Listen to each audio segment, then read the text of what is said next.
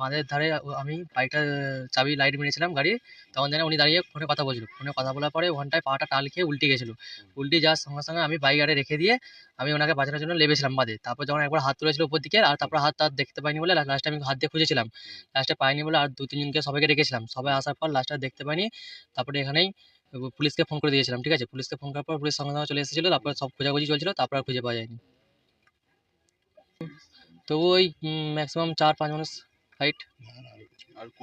ওইটা ভিডিও করেছিল আমার। ঠিক আছে? যে তুমি কি দেখেছো বলো। আমি কালকে যেইগুলো দেখেছি আমি সেগুলো বলেছি পুলিশকে। ঠিক আছে? পুলিশ বললো ঠিক আছে, আমার ভিডিও বানিয়ে নিয়েছে। ঠিক আছে? দেখে দিয়ে পুলিশ সব তদন্ত চালাচ্ছিল, কিন্তু এখনো পর্যন্ত খোঁজা যায়নি তাকে। হ্যাঁ, ডুবুরি আজকে সকালবেলা লেবেছিল। ওনারা অনেক চেষ্টা করেছেন খোঁজার, কিন্তু তাও খুঁজে পায়নি। পরবর্তীকালে নামবে, জোয়ারটা হলে সব চেষ্টা করবে আবার। জোয়ার এখন নেই। হুম। প্রাথমিকভাবে মনে করেন কি এটা কি কোনো প্ল্যানফুলি মার্ডার কেস? আমরা তাই মনে করি। মানে এখনো পর্যন্ত বডি পাওয়া যায়নি। এক্ষেত্রে প্রশাসন কতটা কীভাবে সহায়তা করছে?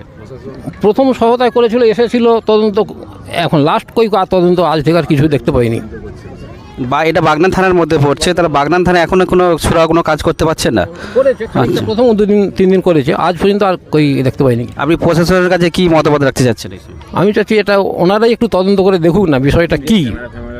আপনি কি কেস ফেস করেছে এই সময়? না না, আমি শুধু ওই করেছি, ওই মেশিন ডায়েরি একটা করেছি এই পর্যন্ত। কেন এখনো পর্যন্ত বডি পাওয়া যায়নি? আপনি এটা কি বলবেন? আমি তার ভাই, আমাকে ফোন করেছিল 8টা নাগাদ। ফোন করেছে যে তোমার দাদা জলে পড়ে গেছে, কি করব। আমি বলি জলে পড়ে গেছে, তুলতে হবে বলে 8টা নাগাদ ফোন করতে আমি 8টা 15-20 নাগাদ আমি নদীর ধার বাড়ি থেকে সাইকেল নিয়ে আসছি। সাইকেল নিয়ে আসতে বাঁধের ধারে একজন এইখানকারই স্থানীয় বাসিন্দা, ঝিনুক বলে নাম, সে নদীতে ডোবে করে, ছেলেটা খুব এক্সপার্ট ছেলে। সে বলে না আমি তো শুনিনি, বলতেই সে এসে হাফ গোলা জলেতে নেবে খোঁজাখুঁজি করেছে লাইট নিয়ে। রাতের ব্যাপার তো, লাইট নিয়ে খোঁজাখুঁজি করেছে, আর খুঁজে পাওয়া যাচ্ছে না।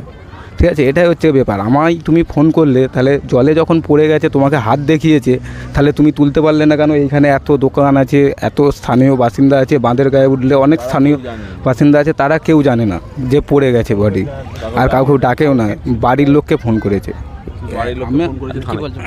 আমি বলতে চাইছি, ও তো শুধু বাড়ির লোককে তো ফোন করলো, এখানে স্থানীয় বাসিন্দার তো কেউ জানলো না কেন? এইটাই আমার বক্তব্য। এটা কোনো প্ল্যান চক্রের মধ্যে হয়েছে কি কাজটা? এইটাই প্রশাসনকে একটা কথা বলতে চাইছি, মানে আমাদের রোডে বর্গান্তরায় যে অনেক ক্যামেরাগুলো আছে, সিসি ক্যামেরা, ও কার গাড়িতে এসেছে না এসেছে ওইটা নিয়ে একটু তদন্ত করতে। মানে এখনো ক্যামেরা চেক হয় না প্রশাসনের তরফ থেকে? প্রশাসন শুনতে এখন ক্যামেরা চেক হয়নি। আপনারা বসে শেখাচ্ছ না, মানে ওই দিক, মানে আমি যখন আসি তখন ওই ছেলেগুলো প্রথম থেকে বসে ছিল। ঠিক আছে? তারা বাড়ির ছেলে, তারা মানে একজন পড়ে গেছে, দৌড়ে পালিয়ে গেল। তাদের বাবা-মাও জানলে ভালো। ওইটা তো তাই চিনি না তো, বাইরেরই সব। হ্যাঁ, বাইরেরই সব।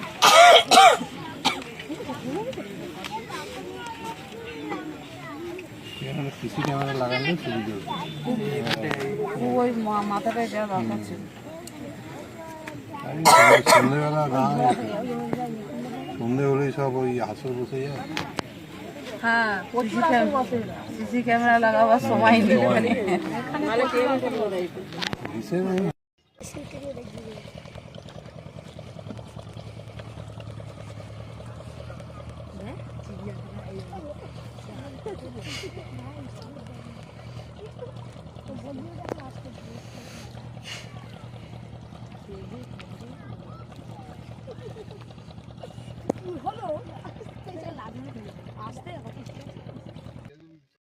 বৃহস্পতিবার রাতে তলিয়ে যাওয়া যুবকের দেহ মিলল, দেখে নিন বাক্সি থেকে। বৃহস্পতিবার রাতে চন্দন খাঁড়া নামে একজন ব্যক্তি রূপনারায়ণ নদে তলিয়ে যায়, তার দেহ পাওয়া গেল, তার দেহ মিলল বাক্সি থেকে, বাক্সির চিতনান থেকে। ভিডিওটি অবশ্যই শেয়ার করে দেবেন। বাক্সি থেকে দেহটি মিলল।